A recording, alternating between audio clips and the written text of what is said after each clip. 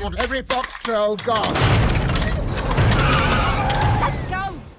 Hello and welcome to episode 33 of Popcorn and Prosecco, a show that's all about talking about movies. And first off, I'm Perri, and here are my co-hosts, Kristy and Angie. And now the topics for this week are going to be the Equalizer, Theorem, and the Boxtrolls. And we're going to start it off with Denzel Washington and the Equalizer. Alright, so The Equalizer is a superhero movie that's not exactly a superhero movie. Denzel Washington plays a Black Ops agent who's like given up that life, and now he like pretends to be a normal guy who just works at a fake Home Depot. Well, it's Home Depot, but like not for like, you know, litigation purposes. And, you know, he's like trying to live a normal life. Nobody really knows much about him. He's like very like solitary. But he, you know, he has some buddies from his store, and he has like some buddies from a diner that he hangs out at all night without ever paying for food or tipping anyone. We'll get back to that. Don't get me started on it. But one of his diner buddies is played by Chloe Grace Moretz, and she is a teen hooker, a la Jodie Foster in Taxi Driver. And then one day he sees her like being like, you know, menaced by like Russian, like scary Russian mobster dudes, and then later on she surfaces in a hospital like having been very badly beaten up. So he goes and uses his very particular set of skills to go and, I guess, Level the scales. yeah, to avenge her, not death, but, well, you know. Yeah. So that's the movie, and it's based on a TV show. The whole concept was he's a vigilante for people that can't go to the cops. kind of like Batman, but not rich. Or and with fewer in a gadgets. suit of bat. Maybe that's why he Goodness. doesn't tip or pay for his meals. That's the thing. Let's just get He into has this. money. There's a plot point Yeah. that he has $9,800 in like extra Just- cash laying around. Yeah, he's just sounds got like a nice cash amount of money. galore. But then every night he goes to this diner where he brings his own tea bag, is very meticulous, and we never see him tip. We should have seen him tip because it's kind of a thing where I'm like... The guy comes over and gives him hot water the second he sits down so that he can Yeah. fill it up with his own tea bag, never buys anything. He brings outside food into this diner, but you guys, I fear we are getting away from the meat of this review. it's a thing. Yeah, no, I agree. And so yeah, The Equalizer. It's directed by Antoine Fuqua. Is that how you say his name? I would say Fuqua. Fuqua. And it stars Denzel Washington, as we said, and Yeah. Chloe Moretz. And I don't know, overall, like, I thought that... I feel like because we've seen this kind of movie so many times before and done really badly, I was kind of just happy to see it done pretty well. Like, for example, it bears a lot of resemblance to something like The November Man, which is also about, like, a Black Ops agent who's left behind the life and, like, blah, blah, blah, blah. In concept. Right, but this one it's I not felt like awful. wasn't much... There should be an Expendables type movie about all people who have played retired Black Ops agents or CIA agents, and they all have to come together and like Is that not go The Liam Neeson. Expendables? I don't want that. No, I specifically want like Pierce Brosnan, Denzel Washington, Liam Neeson. I don't like this movie. No.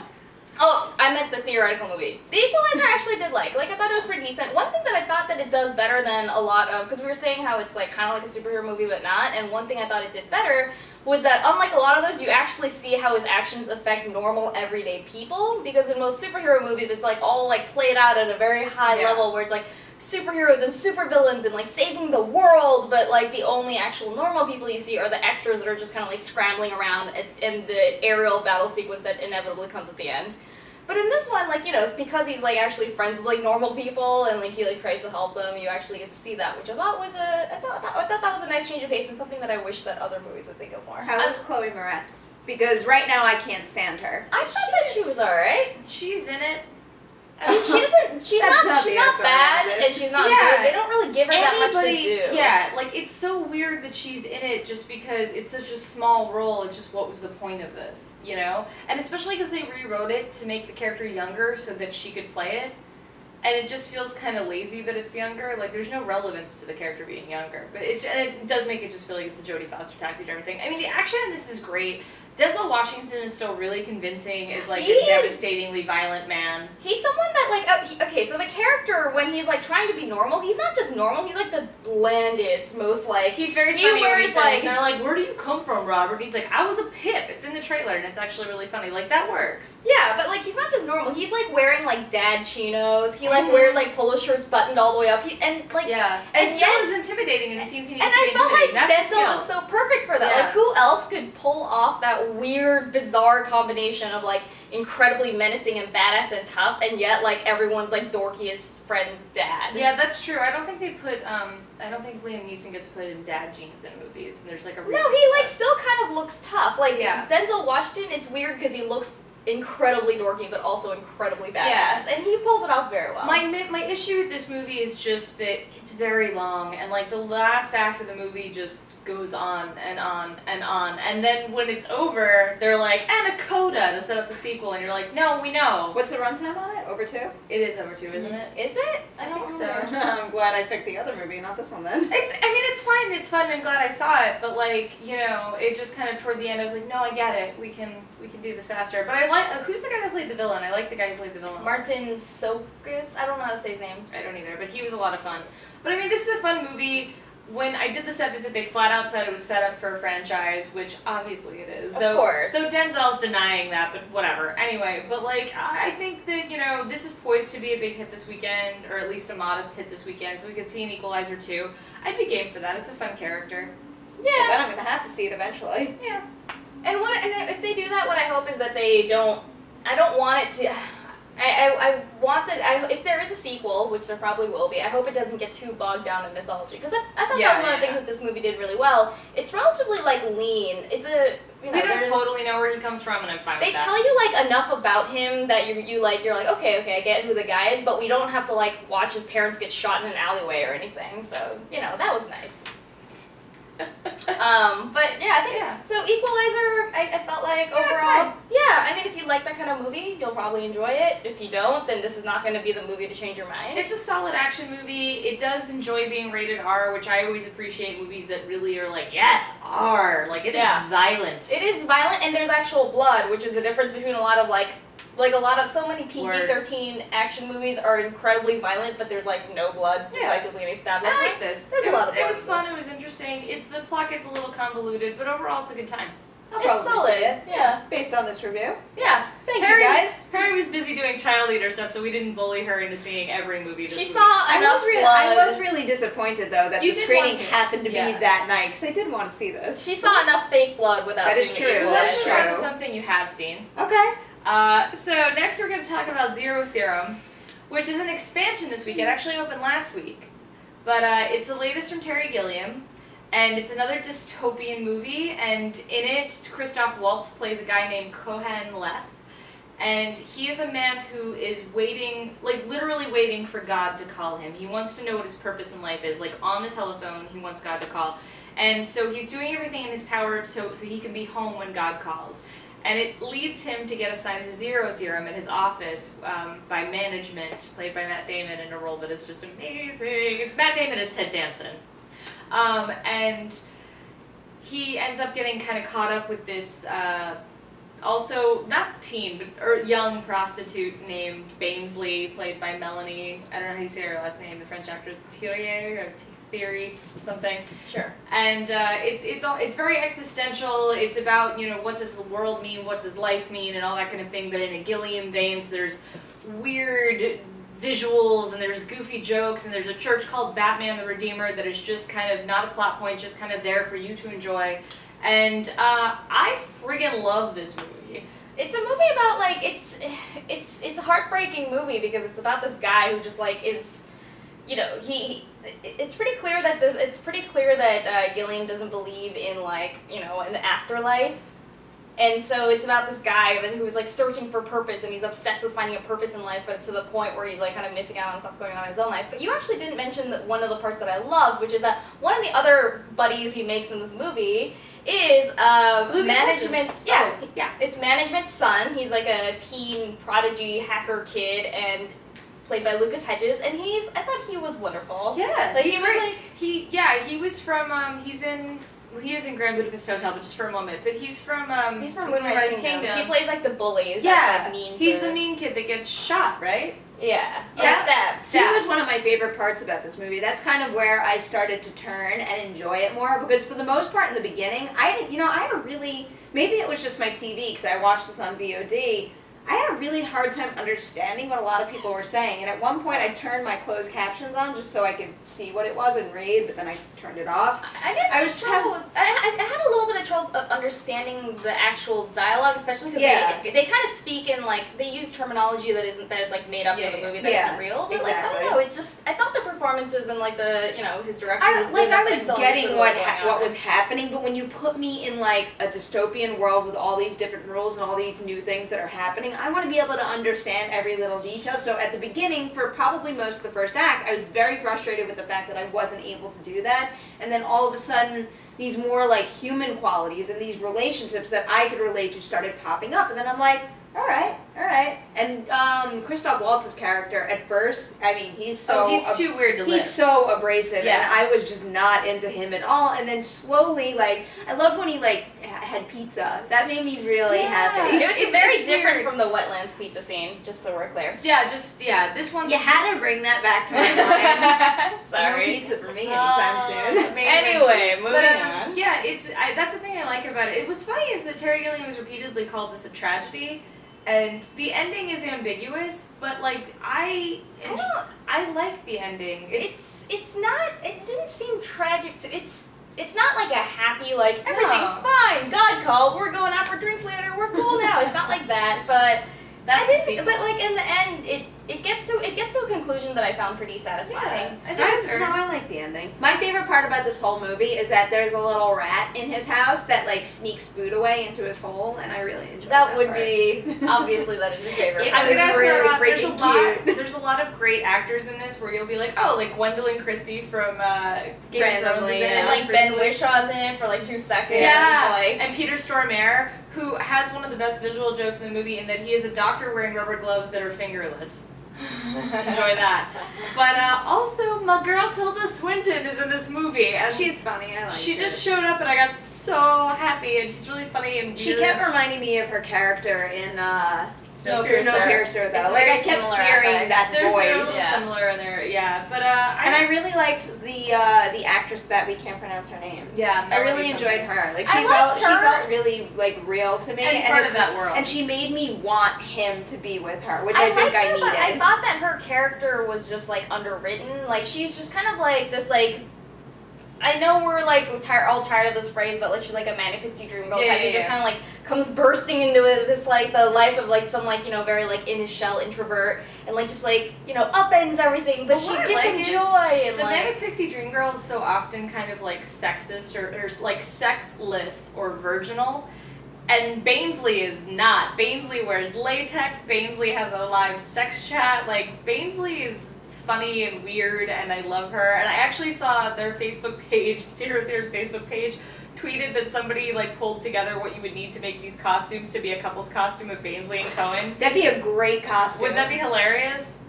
I may or may not try to force that upon my husband. Wow, I'd pay to see that. Yeah, so would I. Just like people pay to see Bainsley.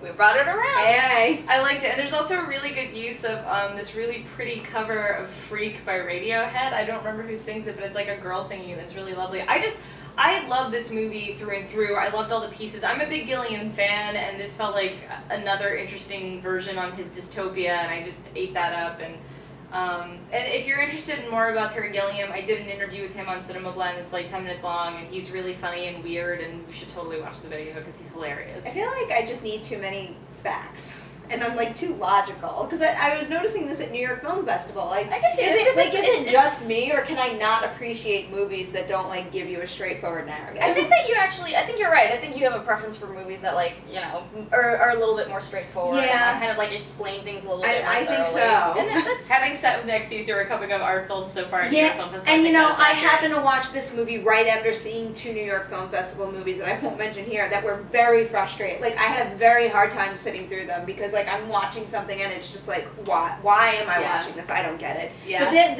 this grew on me, and I did see the point of it in the end, and I appreciated it, but one of the things that I liked about it that I want to touch upon before we wrap up is Christoph Waltz's performance, which is pretty different from other things we've seen. He's usually like an intimidating, scary, like very like, or he has a lot of colorful charisma. Personality. This one is like Christoph Waltz doing his best Jesse Eisenberg, but then like turned up to 11. That's like he's like funny. incredibly like nervous and like just like anxious and broken. withdrawn. It really like Yeah. it almost like didn't feel like Christoph Waltz at all, which is impressive. He sold it well too. And he he's sold able it so to well do that like these- the second that I saw him, I was already like kind of like invested in like, oh, I'm interested in this character. I'm He also did a invested in really his good job when well-being. the character starts to change too. Yeah. Because he's so one way at the beginning of And it, him and and you would Hedges think are it'd be great hard. together. Like, it's crazy how good Lucas Hedges is in this movie. He's I want him awesome. to. I need I him wanna to be see a him huge He's in star. more also He's movies. incredibly good. He's also in Kill the Messenger. He's a small Yeah. scene in that, but he's great in that. Because you know, That after I also- watched the that comes out movie, next I week. went automatically to IMDb and I looked him and the other actors up just to see what they were Yeah. in, and I'm like, yeah, Moonrise Kingdom. I remember. I Look think out for Lucas Lucas Hedges. Hedges. He's I great. think that he has the potential to be a really big I think star. so too. He was Yeah. great, so charismatic in that role. Like I wanted to be friends with him. Yeah, Yeah. It was clever and smart and funny And the rat. He's that kind of like Everybody shitty- needs to know the rat.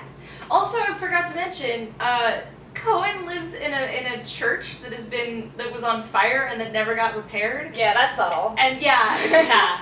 I mean, there's all these fun things about it. There's like one part that made me laugh out loud when I saw it, which is like they're trying to do dishes in what is a defunct baptismal font. Like, it is just, this is the level The of Gilliam design, works at. the set design, the production design, it's amazing. Overall. Like there's so many like Yeah. little details, like the Church of Batman and the Redeemer thing, like that just kind of, even if you don't like, even if you're just kind of like so-so in the narrative, it's Or just like kind of Matt fun to Damon's like. suits. It's just kind of fun to be in that world. Like one of the best sight gags is like when Christoph Waltz and Lucas Hedges are sitting in the park and there's like a sign behind them, or Yeah. rather like Yeah. 20 signs like in a grid of like all the things that are Even on the it. design of a the giant computers X. and all the Yeah. technology. You know, that's one thing that frustrated me a little, is I didn't really fully grasp what he was doing on that screen. I don't think we're supposed to. I know we're not supposed to, but I wanted to know. It was like pencil pushing. It's like I mean, I wanted to play that Sure. game.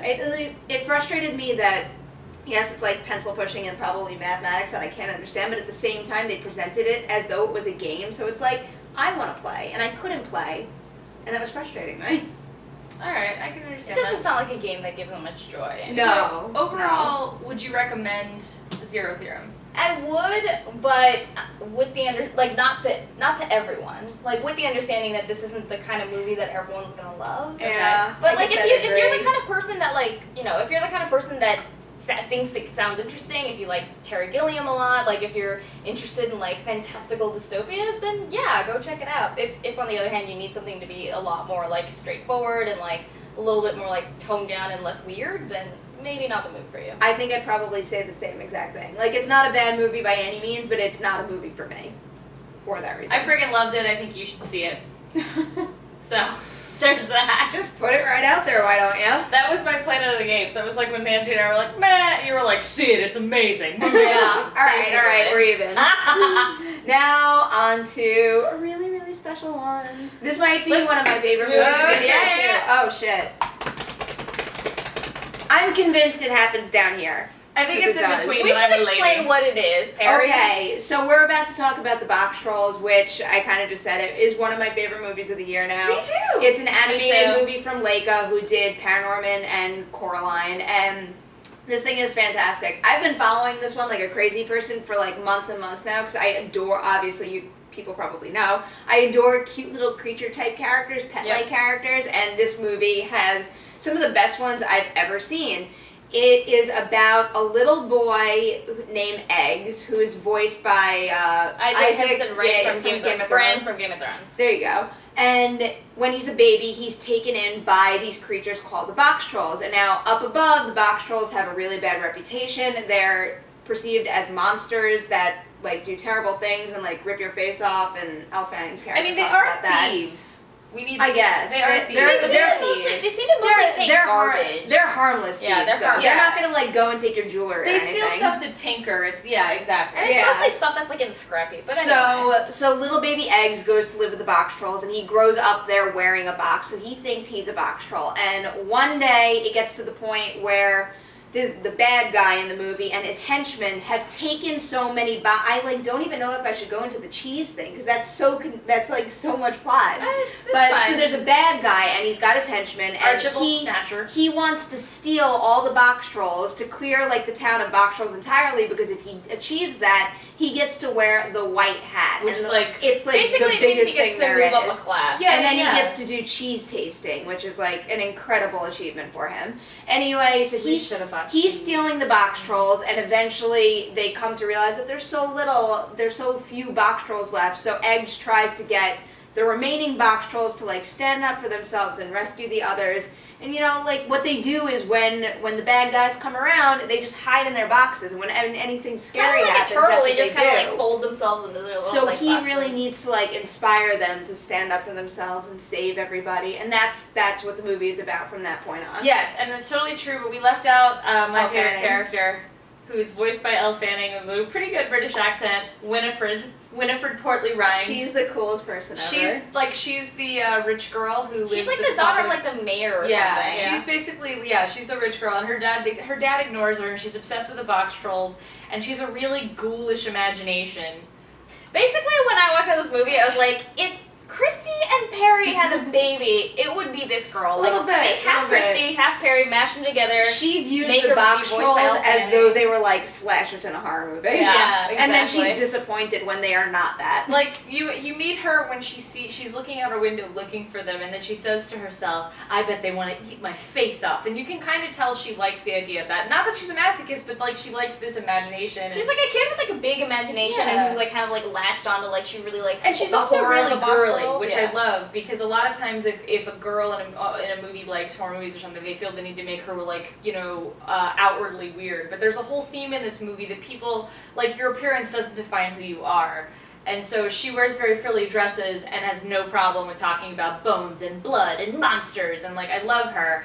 And I gotta say, I think this movie is gorgeous looking. Like it's a weird aesthetic, and it's kind of I know a lot It's of like people call it- refreshingly weird because I feel Yeah. like we've seen. I mean, granted, it was always going to look a little bit different because it's claymation, but like I feel like we've seen so many like stop kids. motion. It's a little different. Oh, sorry, that's what I meant. Stop motion.